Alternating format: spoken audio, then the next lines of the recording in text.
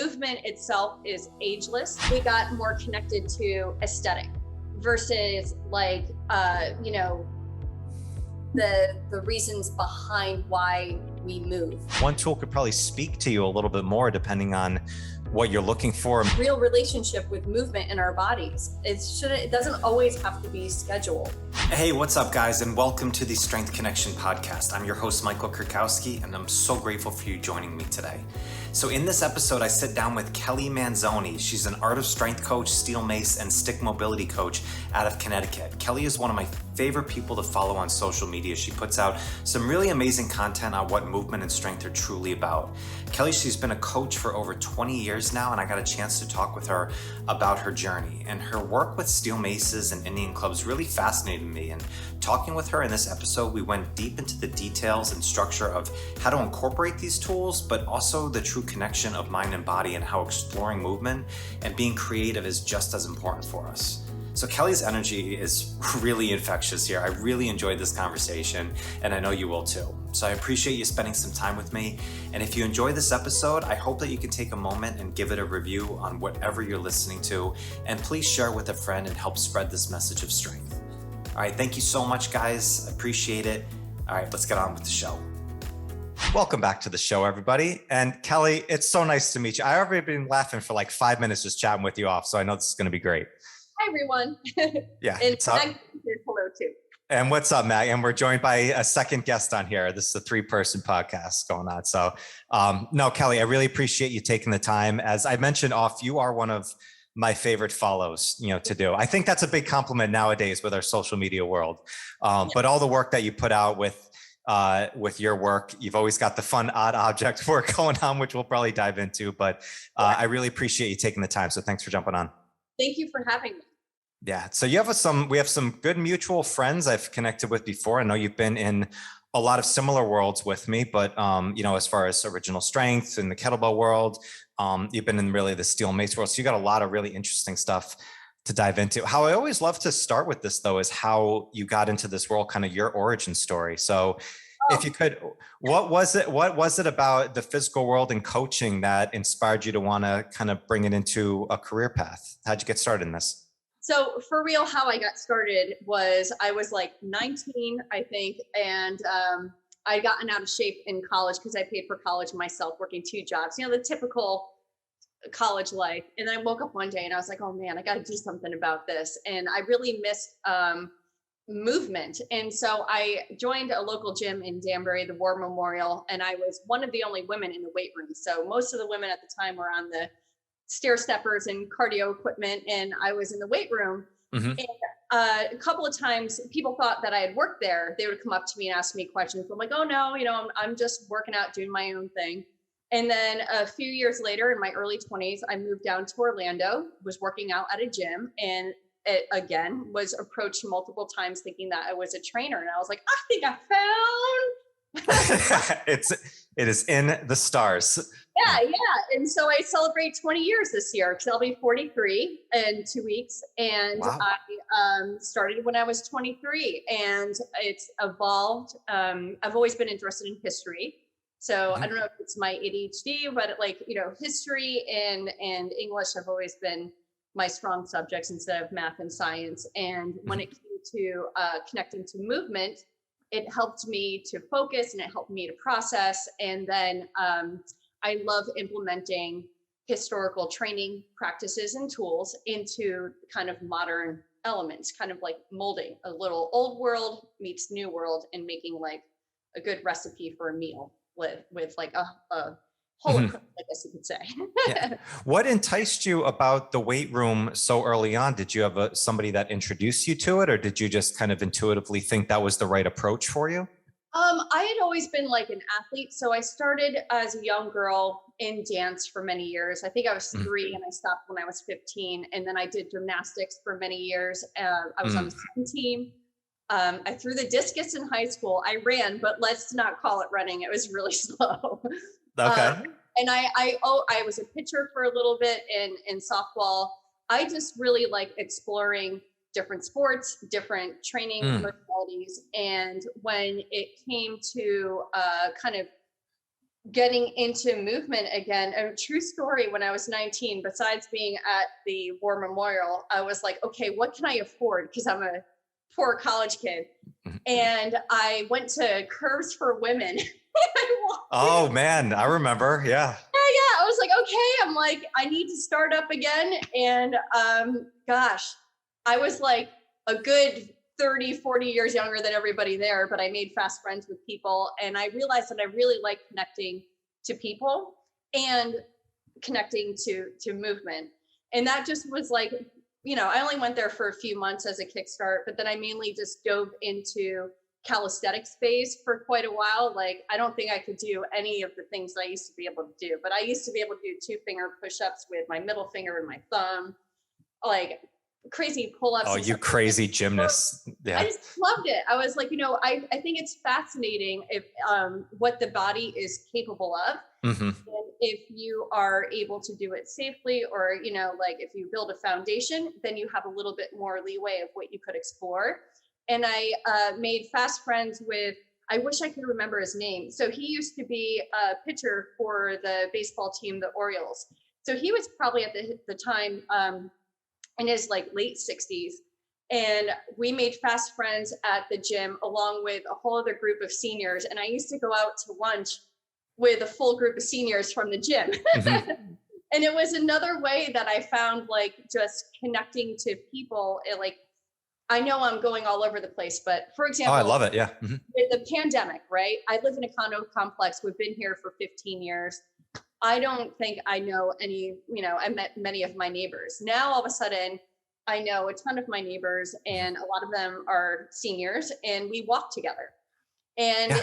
I love it. So it's just kind of, movement itself is ageless, and it could bridge the gap between you know, people of various backgrounds and ages, you know, sexes, you know, religions, you name it. I think like movement's its own beautiful language, and it has a way of kind of having crossover. And I think that's one of the things that I really appreciate about exploring other training practices from other countries, and is, you know, it really does bridge the gap in a lot of ways with communicating with others. Yeah. You know, it's funny. I think the people that love history so much love speaking with senior citizens. I don't know why, but there is a, you know, I had a similar kind of upbringing in my career as well, because we had a silver sneakers group around here, which is the insurance. Yeah. Oh, I taught that class for years. I'm telling you, like, I've been in front of groups and groups of people before. Nothing was ever scarier to me than the first time I was in front of like 30 seniors doing a senior citizen class. Did you play Tom Jones? I played a lot of Tom Jones. No, we played like Xanadu, like from like Olivia Newton-John. There was like these old mixes that they had, and I found one that had some beat. I'm like, okay, I can like step to this beat a little bit, but being, oh my God, being 23 years old, like teaching a bunch of like seniors, like I had no idea. That was the most I've ever sweat in my entire life, but it was probably one of the most fun classes I've ever taught. I agree. I did it for 3 years. And I remember I was pregnant and I hadn't told anybody yet. And one of the women came over to me and she's like, my husband over there, he doesn't get it. He thinks you've been eating donuts. And I'm like, stop it, silly. She's pregnant. And I was like, yeah, you're right. I am. And that's how everybody found out. I got called out in like the front of the class. Oh my, that's so funny. You know, it's interesting though. Like, I love that term that you use, movement as language. You know, I think that's it's a beautiful phrase that it is. And, but even staying on that, that topic of seniors, like what it taught me so much is just what you said, Kelly. The body's a lot more capable than we give itself credit for. And I had a group of seniors, fortunately for me, early in my career, that they wanted to push some heavy shit around. Like, you know, they wanted to lift some weight. And when they got into it, all of a sudden, like they weren't just using these little baby weights anymore. Like they were coming out onto the main floor and they were swinging kettlebells around. They're doing battling ropes. Like they're doing push-ups. And it was so funny. I had 3 women who I worked with who used to go to a Curves like down the street that got a bunch of their friends to come over to the gym that I was at because they were like lifting some fun stuff and they realized they could do a lot more, you know, they were a lot more capable of, you know, what they were kind of stereotypically told, you know, in itself. Oh, yeah. Yeah. Absolutely. I think for myself, I have a lot of respect for those that have come before me. Like, I look up to them because what we do now prepares us for the decade to come. I have a lot of respect for those that are younger than me, but I don't really get inspired by like 20, 30-year-old like fitness models or, like I think of like, okay, I'm middle-aged now technically. And I look to the people that have come before me. So that's what inspires me, like working so closely with Paul Kurkowski and all the education that he's taught me, and just his resilience and the way he's, continues to move and train.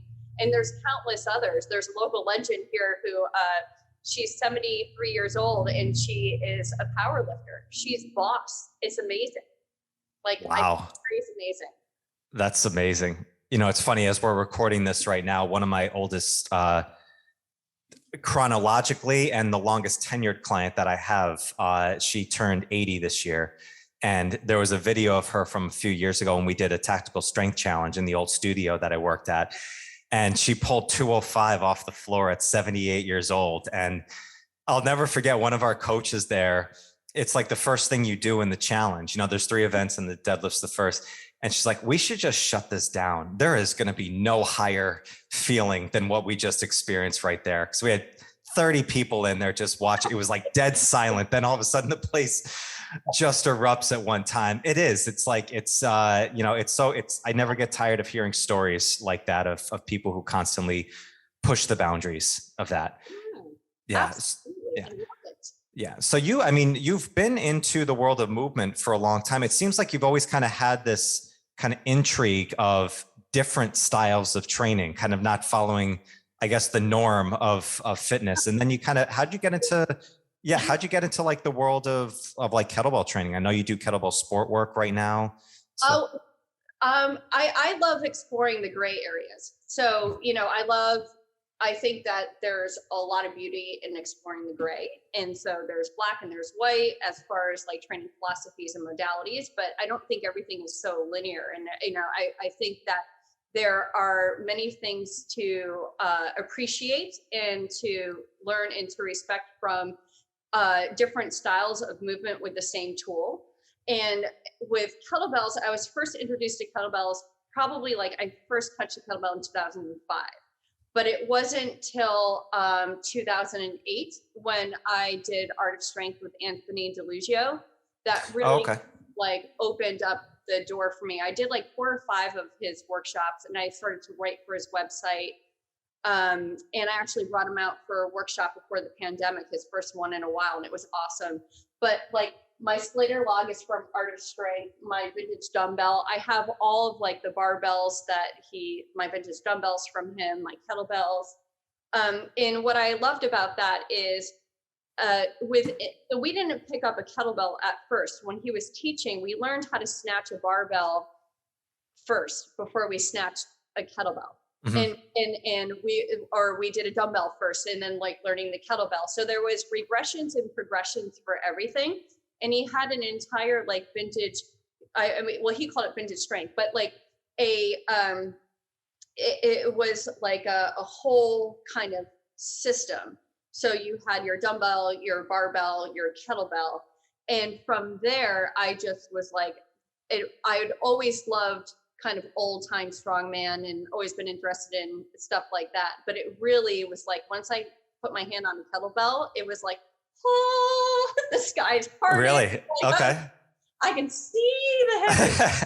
Like, because I don't know if it's the tactility, like the communication with the palm. And I think that's why it was a segue for circular training with me, is I think with kettlebells, there's so much sensory and tactility and dexterity with the hands, and you have to connect, right? So if you're going to make your kettlebell clean or your kettlebell swing or your snatch seamless, you have to communicate with that bell, and there's got to be a connection from the brain to the hand, it just was like, it opened the doors of like depth to me, because I feel like sometimes in the movement world we all move around with like earmuffs on, so people are moving, but are they connecting? Right. Oh, that's an interesting, I really like that analogy of it. There's something to it. It's I kind of saw the same thing because I came from a baseball background Oh, where, yeah. yeah. So, like when you hit a ball and you hit it square and it really goes and everything moves, all like so many things need to be connected all at that right area to get that power. So the ball pops off the bat, and it's just such a beautiful thing. And with the kettlebell, it was kind of similar. There was some sort of just connection of that mind and body. And when you do it right and it flows right on the wrist, and there's that feeling in the, yeah, there's something that is different to it. It's interesting because I was asked that question, recently just in a chat going back and forth with somebody like, well, what is it about this like tool? Like what? And I'm like, wow, that's a really good question. But I think what you kind of said there, just that total connection together is really powerful. Now, the Art of Strength program, I'm not really familiar with it. So Anthony, I think he started his own franchise of gyms maybe around 2005 or 2006. So like Pavel, Steve Cotter, Anthony DiLuglio were all out there. Anthony, opened up his gyms, and there was a punch gym here in Connecticut, in Norwalk, owned by Stefanie. And I wanted to go do a kettlebell class, and I called over there, and they mentioned like a certification was happening in Rhode Island. And this was before, I think it was either late 2007 or very early 2008. And then I was like, okay, like I'm going to go and do it. And then I did 4 of his courses, and it was great. He was ahead of his time because the way he connected everything, or just like even just the modalities that he had made, like my large bulldog kettlebell, that's more of like a novelty piece, but that's really cool. But he was doing, how like you could do towel swings with your a towel, like right. work on the hip hinge. He created these little ropes and using that. Oh, cool. Okay. Hinge blocks, like he was really into grip strength. It was kind of like a TRX before TRX was a TRX. He had the 2 rope rings that he had created. Gotcha. Yeah. So kettlebells, I would say, was like the backbone of his, excuse me, Maggie, sorry. The backbone of his structure of what he was creating. And then the modalities, basically he wanted to preserve and show people some of like the older lifts, like bent press and with a barbell, roll up, vintage squats, for example, dumbbell swing, and all those elements that I just love. And I still use the manuals that I have from him all the time. I look back at them and I still use the tools. One of the best things I've ever invested in. I don't need a purse. I don't need shoes. I just, the equipment in my living space is like get some more fun tool. Oh, I totally get it. I'm not a splurger either, but a brand new piece of equipment is absolutely a blast. So it is. Oh, that's great. So a lot of the work that I've seen, a lot of stuff that you post out is on stuff with mobility, especially with stick mobility, as well as with the mace work and the different types of clubs. I'm not going to pretend I know much about clubs. I've done some Indian club work. I know the benefit of it. I followed more from stuff that Brett Jones put out with Indian clubs with Dr. Ed Thomas. So I kind of understand the aspects of it. But a lot of the work that you do, I'm like, there is definitely a strength piece to this as well. It seems. I am hypermobile. So it worked for me when I was in gymnastics and dance, obviously. And when I did butterfly and breaststroke for swimming. But as I got older, in my early 20s, for a short period of time, I was like, I'm going to try like yoga. Maybe this interests me. And instead of staying with yoga, I branched off and went into Art of Strength, or just like down the rabbit hole of physical culture, I guess you could say, as a whole. But I got into trouble with my hypermobility in yoga, just because I could keep going and going. And all of a sudden, like a couple of SI joint, dysfunction and stuff. And shoulder, I never had any shoulder injuries, but I was well aware that I'm like, man, I got to really get back into the strength work. Cause that was after I had really been in strength training for quite some time. And then just got caught up in life and wanted to maybe explore the yoga space. And it just wasn't for me. But I liked, the concepts behind it. But then I became very aware that I needed to I could work my end range under load, but I have to be very careful about being hypermobile. So, okay. you know, it's like, because there's that fine line where you could get injured if you go too far. So I want to stay mobile too. I've said it in a previous podcast, like growing up, my mom has had a lifelong like chronic pain. So she's been in chronic pain for decades and dealing with severe arthritis. From her feet to her knees to her hips. She's just had her third knee replacement. She can't open her hand. Her hand's kind of like a little bit like a lobster claw. Okay. And I wanted to try my best to explore movement while I can, because I never knew what was going to happen genetically with what maybe I might have had predisposed to. And I wanted to stay strong and capable and mobile. And so the backbone of like utilizing stick mobility not only helps me to stay resilient and strong and mobile, but it also helps my clients. And the reason I really got into circular training, and also there's a lot of strength in that, is obviously we talked about the tactility of the kettlebell, and that was like a segue. You communicate, especially with wood, like polyurethane and steel, like you could still get quite a bit of feedback. There's something about bamboo and wood, for me personally, that I just zen out and I really connect to the movement. But I like midline crossing patterns. Like I feel like sometimes we are very much in a linear pattern, or we do lateral, but like midline crossing, and then also like asynchronous patterns with these clubs, we're working our brain.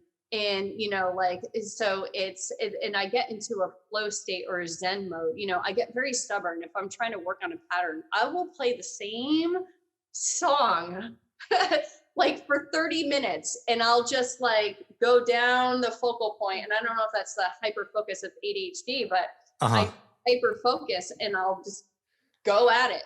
But at the same time, so like therapeutic, and I'm like, this is amazing. And then it makes me stronger. Like once I'm not a very good kettlebell sport athlete at all. I just dabble in it. I have so much appreciation for the community and the friends that I've made in art style and sport. And I do it because I want to like challenge myself. And I also like exploring different styles of movement.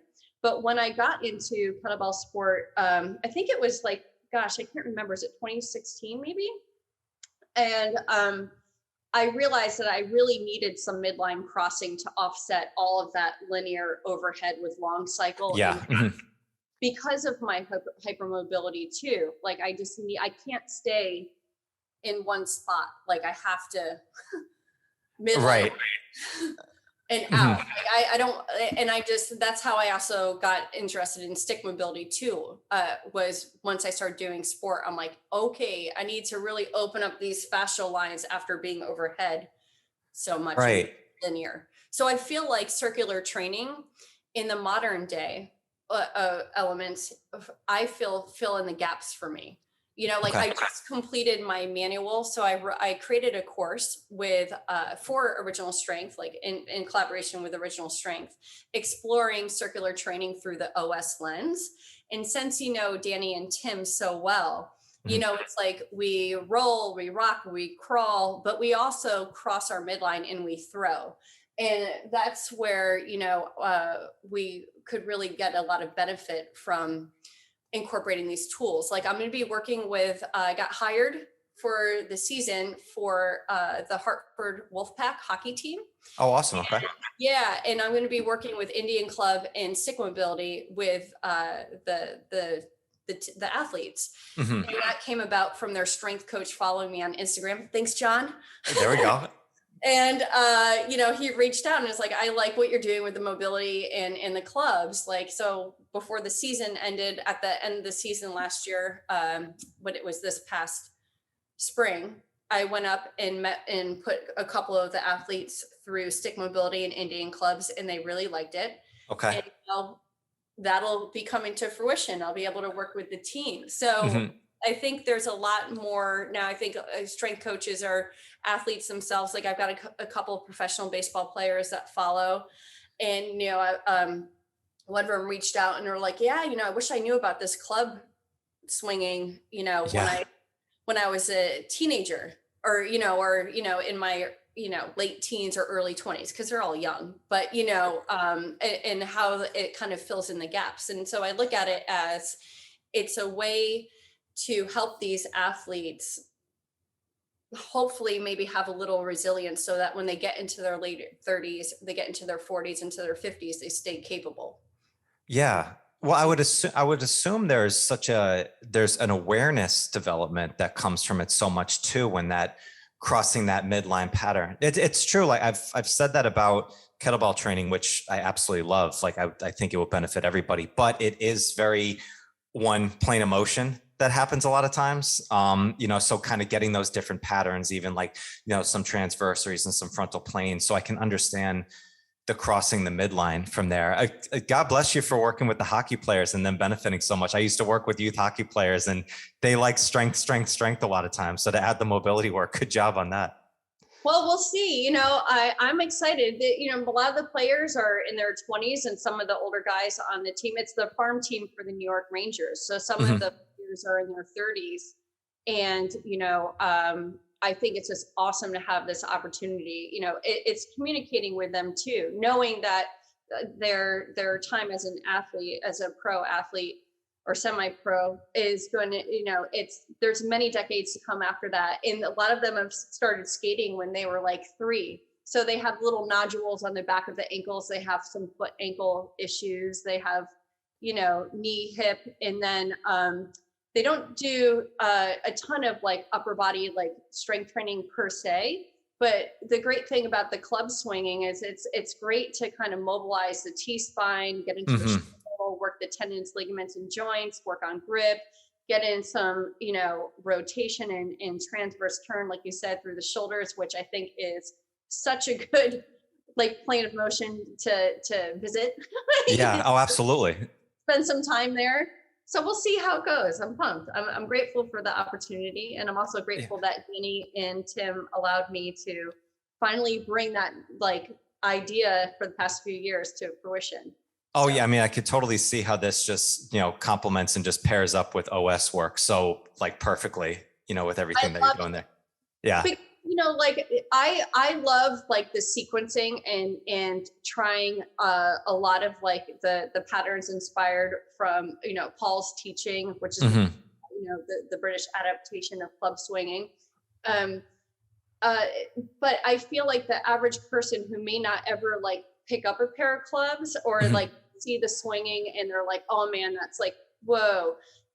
You just start with like the basics, and a few of those basics could tie into any of your training practices. Or I think it's great for people who are recovering from a heart attack, a stroke, like get these logical connections going. I think for a lot of us are going around all day with very high cortisol levels and stressed out. It's just a great way to mobilize your body to build strength and to kind of like zen out.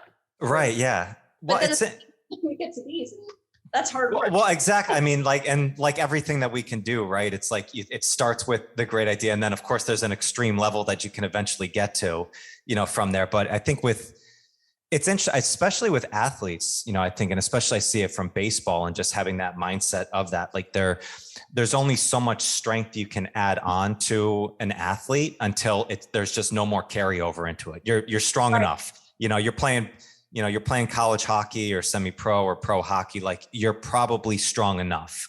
Like to add 50 pounds to your deadlift is probably not going to be the difference of it. But adding mobility and actually awareness and range of motion, that's a completely different ability, to have in there. So I can totally understand where that really comes in.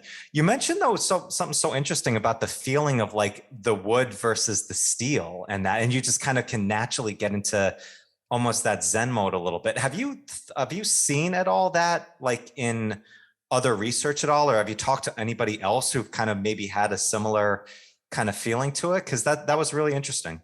I find research itself, like there's not a lot of like science behind like circular training in the sense of like, okay, these are the results of like, testing how is it improving somebody's strength? Like, what I have discussed with like Paul, because I asked him, I was like curious about this. I'm like, okay, like the Persian meal, ancient Persian practice from the Zirconian sport and Bastani, and then also the practices of the wrestlers in India with their circular training with mudgars and jori. These are the jori. It's so ingrained in the culture and the history of training. Basically preparing people from battle from there, into wrestling.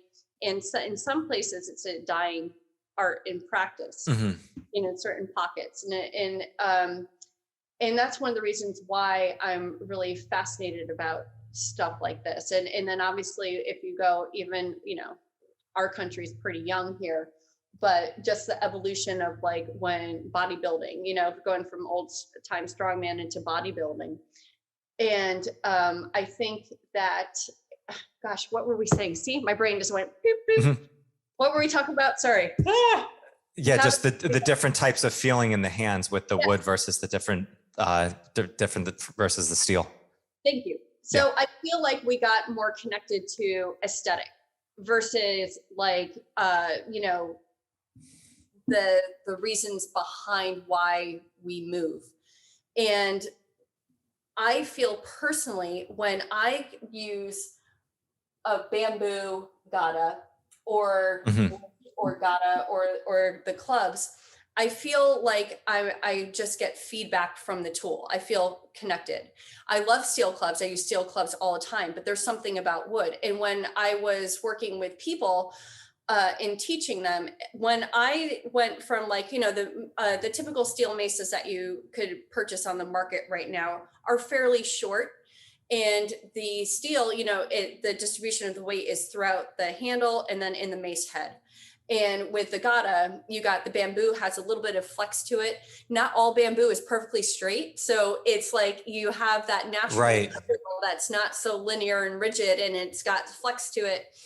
The feedback, it was like taking off earmuffs. And, I'll train somebody, and how I sometimes clean up their steel mace wings is to hand them a gata. So they have all that weight distribution. Typically it's a longer lever, so it comes up to about sternum height on most people. And it's a longer lever. All that weight is at the end of the mace head, and the feedback is more to the body in a way. They're like, oh, like the lights go off. And then I hand them back the steel mace and they connect the dots. They're like, I know what that's supposed to feel like now. Wow. Like, yeah. That's fast. That's really fascinating how just that little change, I really didn't think about it as much of just that feeling in the hand, and really how much feedback. The hands are where we get our feedback really externally from the rest of the world. That's so fascinating. It's also the weight distribution and the length of the lever, so it's going to feel different. I love this. It's crazy. I got like, my kitchen is full of kettlebells, like my poor husband. Right. They're everywhere. And I have I think I'm up to 30 maces in total, like something like that. And my buddy, God, kids, you're like Confessions of a Shopaholic here for the strength edition. And sometimes I get them as gifts. Like my buddy's 30-pound gata and drop that off. And then that's so, it's like a while back, the jori, those are a huge undertaking, but I like building off that foundation. So it's like, I've built a foundation using the Indian clubs, which progressed to the Persian meal, which progressed to the jori, in mudgars. And I just think I'm fascinated by it. Yeah. Well, I think it's just, the work that you're doing, Kelly, I think just is such an example of, strength as a greater purpose. It's like you can get strong, you can, even build mobility, but that connection of it as well, of getting into the mind, just bringing all that connection together is so powerful. And I think this is a great avenue that everybody should really explore. It's funny, as you were talking about just that difference in the wood in your hand. When I had Sifu Singh on the podcast, who is a martial arts master, and then I did his mind boxing course, which was really it's a Tai Chi based program, but really about feeling that connection. And the first place you really feel energy difference is in your hands. You build that just energy that you feel around the body from the hands. And as soon as I started doing that, the handle of the kettlebell, you started to feel a little bit different. Like you felt the grit a little bit different. Like everything was just, your proprioception started to increase a little bit more. And so it's funny, I've like kind of thought like, well, a tool is a tool. It's like, well, not so much. Like actually one tool could probably speak to you a little bit more depending on what you're looking for, or maybe the level that you're at. But yeah, just that whole connection of the feedback is just resonating so much with me. Wearing like, you know the difference of like if you're in a running sneaker and you do kettlebell swing versus when you're barefoot. Like I train primarily barefoot. So I'm typically barefoot, and then I'm always like, really consciously connected to my hands. And that's what I think of it as sometimes. It's like, like if you're in that rocker bottom sneaker, you're not the kettlebell swing's going to feel, you could do it, of course, but you go flat footed or in a flat minimalist shoe or barefoot, then everything wakes up. That's how I think of like working with these tools. Yeah. And it's such a different too when you're barefoot and you're training like outside versus even inside. You can feel that such big difference of it. Yeah, no, that's huge. This is such an interesting connection. What I want to ask you about, Kelly, is the work of like, I mean, that term flow is out there a lot. And there's a lot of work with the Maces, with the Indian clubs of kind of building that flow. And a lot of work that I've seen you put out, it seems like there's an intuitive feel of like kind of getting into the motion, seeing how things feel. But when you first teach people, is there like a specific structure that you follow with kind of developing these movements? Yeah, so for example, like I really love swinging the meal. So there's like, especially like the 4 count. And then there's also, there's wrist rolls. It's kind of like a wrist circle with an Indian club. Mm-hmm. There's elbow articulations where you got one club going back, one going inward. And there's the pinky goes underneath the pommel with your meal. And the ring finger goes above the pommel. And then in your Indian club swinging, the ring finger is above the pommel, and then the pinky is on the pommel. So where's my,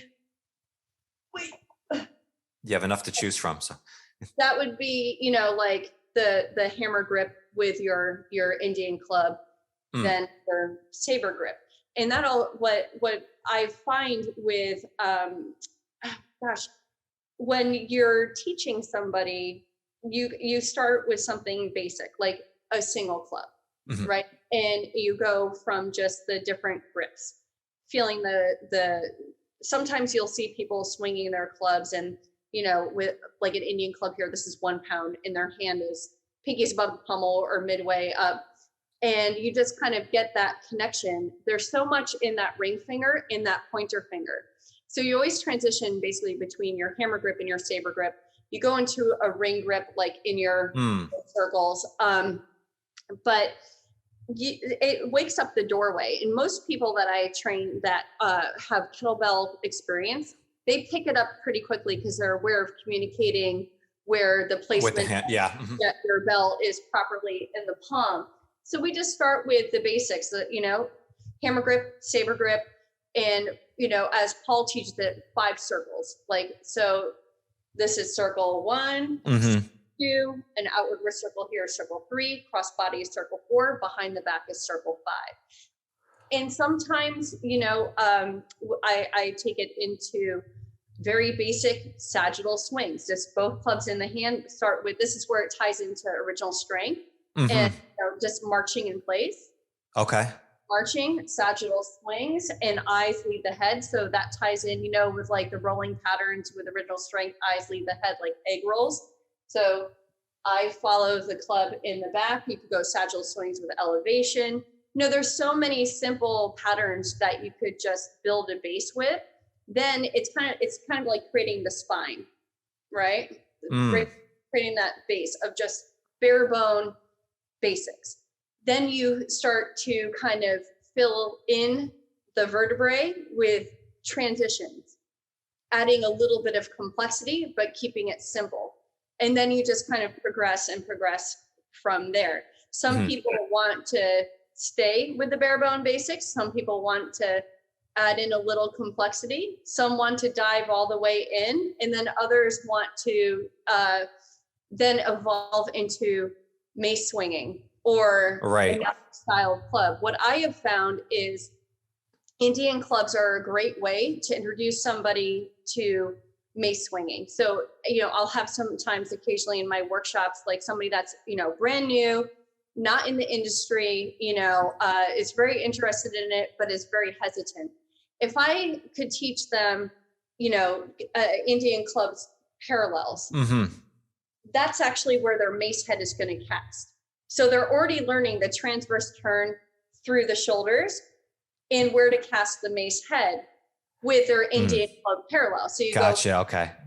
Two separate arms moving to both hands on one lever, but that's still a transverse turn. Gotcha. Yeah, I see the carryover.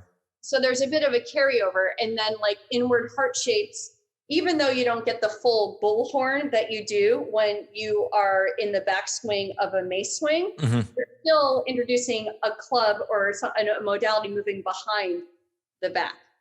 So that kind of introduces a little bit of a bullhorn. And so I just found that there was ways to kind of build the bridge. Right. For anybody at any level. Yeah. Are you working with a lot of people who have never been kind of in a strength background before, kind of just brand new beginners, or is it a lot of people who have done more of strength work and then realize they kind of need to add this in, to, keep enhancing all the work that they want to do? So my work is fairly spread out. I've been a trainer here in Westport, Connecticut for 20 years. I still have some of the same clients I've been training for 20 years. Awesome. So it's awesome. So most people that I train within town are of typical age, like maybe like above like my age or older. I'll have a couple of teenagers that come through, a lot of golfers, a lot of tennis players. I created a Sturdy Athlete program for golfers and tennis players, incorporating Indian clubs, original strength resets, and stick mobility. Then I have other people like my client Fran, who really, and Adam, who really enjoy kettlebells. So they're more of the kettlebell. Like I've always struggled to kind of put myself in a box, because I can't quite describe exactly, like I'm not just that. Yep. I don't know. So I do a little bit of everything, and I have most of my online clients are fellow fitness professionals, and they are coming to me for a specific skill. So they're either looking for to learn more about kettlebells, or they're looking for Indian clubs or stick mobility or mace training. And so my online business and my workshops are fellow fitness professionals. Yeah. I'm so happy you said you don't put yourself in a box, because it's like that. Well, it is. It's like it's the weird thing, especially in the fitness world, like you need that niche based program down and stuff like that. It's like, well, it's like if you put out a good product, people are going to come and they're going to want to figure this out. They're going to want to learn from you, from it might be an athlete. It might be, everybody needs mobility. Everybody needs cognitive function. Everybody needs strength. Yeah. And I'm always learning and I'm always evolving. Like I'm not the same person, in the industry that I was 20 years ago. And I plan on going until I can't go anymore, but I want to explore things that interest me. And a lot of the times, even with like clients that I train here locally, I always encourage them, if there's an activity that like you used to love doing, go and do it again. Like whether it's basketball or whether it's bike riding outside, I think we get into, the rut of, okay, I got to commute to work, or I got to go to work, and, I've got my kids' activities, I've got this, and then, okay, I got my scheduled workout, every week this time. And then we start losing sometimes that real relationship with movement in our bodies. It doesn't always have to be scheduled. It should also be intuitive. Yeah, exactly. And it shouldn't be structured as much. Sometimes it's just a little creativity of just playing, with it. And that's what I always enjoyed about the work I did with Indian clubs, is there was an aspect of play that felt like it, like you were like warming up for a game or something like that. There was just something in there that had that element of creativity, not just a rigid structure of 3 sets of 10, down. Yeah. Maybe that's why I went down the rabbit hole too, is like, I always am programming and thinking of creating for other people. So I'm always like structuring in some capacity all the time. So for myself, I like sometimes to really move unstructured, because I can actually feel it and get everything out of it. Like my structure right now is currently, more of my deadlifting schedule, my rowing schedule, and the kettlebell sport, Gotcha. And then I have days when I just kind of play because I'm constantly on the go. And sometimes my workouts are split into 2 a days, where I get a half hour here, then I get a half hour later. It all depends on my schedule. Yeah, I'm glad you went there, because I was going to ask about your personal kind of training, plan that you're working right now. And you just said you have some structure down on deadlift, rowing in your kettlebell sport world. When you get into your work that you do with maces and flows, like, is there something intuitively in your mind when it's like, oh, I need to do Indian club work today, or, oh, I need to play around with the steel mace? Or is it more just kind of what kind of tickles your fancy for the day? It depends if I'm trying to learn like a specific skill, like if or pattern. Like the other day, I spent a lot of time with these jewelry. So I was taking two of the 17.5-pound gatas and doing jewelry style swings with those. Cause I would really like to get to swing these beauties, and I could do single arm, but the two, they're so big. They're almost as tall as I was going to say, if you're just listening to this, you don't see these two things are massive behind Kelly. Yeah. So they're, right up to my chest, and I'm only 5'7", and they're 26.2 pounds a piece. Yeah. So they're 12 kg. It's a sheer like dimensions, more so than the actual weight. Right. And I could single club swing them. I could get a couple of double club reps. But the other day I was like, I haven't been able to train as much as, backstory with my mom. I've just been busy. And so I was like, today I'm going to dedicate to the jewelry. I know realistically, I don't have the time in my schedule to give them the attention that they need. And I have to get them up safely myself. I'm here, I am alone in my living room. I have to be safe. But that was an example of a day where I was like, I guess you could say that was like partially intuitive, because I haven't done them in so long. And I'm like, I know realistically, I'm not going to be able to give them the attention that they need all the time. But it was also structured in the sense that like, I really was like, I'm taking this block of time. I'm going to, start with 15-pound maces. I bumped up to 17.5. I picked up these clubs. And then other times, like before my online client today, so I had a 12 o'clock Zoom. I walked to Maggie and I had 15 minutes, and I just picked up my Indian clubs and just was working on a pattern that I'm like, I can't get, and I'm stubborn, and I'm just like, ah! Yeah. And there's a little cursing, Yesterday was a structured training day for me. Like I lifted yesterday, kettlebell sport, and I did my row yesterday. So I was rowing yesterday, and then I'll be deadlifting tomorrow. So I can't go crazy today, Yeah. I love that so much that you said that. It's like, you're really focusing on building a skill rather than like getting a workout in. And it's always funny, because like everybody's like, if somebody wants to be a musician, like, and you want to learn to play the guitar, well, you don't follow like, Eric Clapton's guitar program, it's like you learn the basics and you build it up. And if you love it enough and you keep practicing it, then you can probably get pretty good. But it's always interesting in fitness where we're like, oh, I'm going to find the person who's been doing it for 20 years and just follow their program and think that's going to work the same for me. We still have this kind of weird thought process in the world of health and fitness, of like one thing's exactly the same as another. So what you're saying, Kelly, is really kind of working on a pattern, working on a movement. And I think that's such a powerful message that I just think continuously needs to be put out into the world of like, that's mastery to me. Like that's working on something rather than just trying to get a good workout in. Well, I always call I call what I do more of like a movement practice than like a workout, because I you know, like I've already been through the stages of like being a dancer and a gymnast, and just also like, you know, all the athletics that I've done that were very demanding. And then just the grind of like, you know, in your 20s where you're like, I'm gonna do good, you know, like like in excess. Oh, absolutely. Yeah, you try everything. Yeah, like, and then you're like multiple times, you know, I could do whatever. And I'm at such an awesome place in my mindset. Like I have nothing to prove to anybody. Nothing. Yeah. Like I am not somebody personally that like really searches for a PR on anything. My PR is just showing up for myself and getting it done all the time.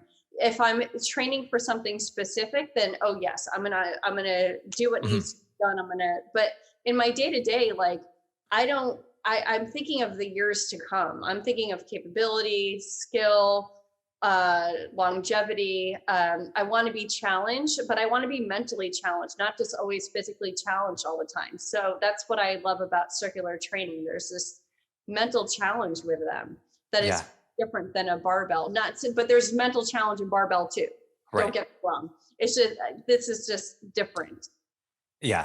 Well, and that, your message of what you had there, of what you're doing, just rings so true in all the work that you put out. I've seen that from following you for a while and now getting a chance to speak to you. You know, you have such a beautiful, authentic message, and your energy around this is so awesome. So Kelly, thank you so much for jumping on. This has been a blast. It went by way too fast. Yeah, I know. Oh man, I gotta go to school. Yeah, no, but I appreciate. Yeah, I appreciate you taking the time and talking with me today. If people have not followed you yet, they want to follow more of what you do, what's the best place that we can direct them? Well, if anybody ever has any questions, my email is kelly@kmmoves.com. So there's two M's in there. And you could find me on Instagram at kellsbells88. And then I have a website, Kelly Manzone. Monica is so amazing. She did my website for me. She rocks. Now Rocco. I love Monica. She's the best. I love her. And I'm very grateful. She did a great job with my website. And I have to admit that I'm not tech savvy, and I don't keep up with it as much as everything else that I should keep up with. But you could always reach out to me on Instagram or by email. Awesome. Kelly, this was great. I really, really enjoyed this conversation. I appreciate it. Thank you so much. Thank you so much, Mike. I'm sorry about the ramblings. Every once in a while, my brain just... I love the ramblings. The ramblings are the best part of podcasts. All right, listeners, thank you so much. I'll catch you on the next one. Bye, guys. Thank you so much for joining me today. I hope you found some great value here. And if you like this episode, please drop a comment and leave us a 5-star rating and review. It does more to build the show than you can imagine. And do not forget to check out and join the Strength Connection Facebook group. In this group, I share the biggest takeaways and lessons from these amazing conversations, as well as training and strength tips for pursuing mastery and fulfillment in life. This group is filled with individuals looking to take full control over their strength, and it's the perfect space to explore new ideas and to share your journey. And you'll also get exclusive access to these Strength Connection Mastery Seminars. It's a deep dive into the physical, mental, and spiritual training that you can begin using immediately. So do not wait, go now. Seriously, go. All right, much love to you. Thank you so much, and I'll catch you on the next one.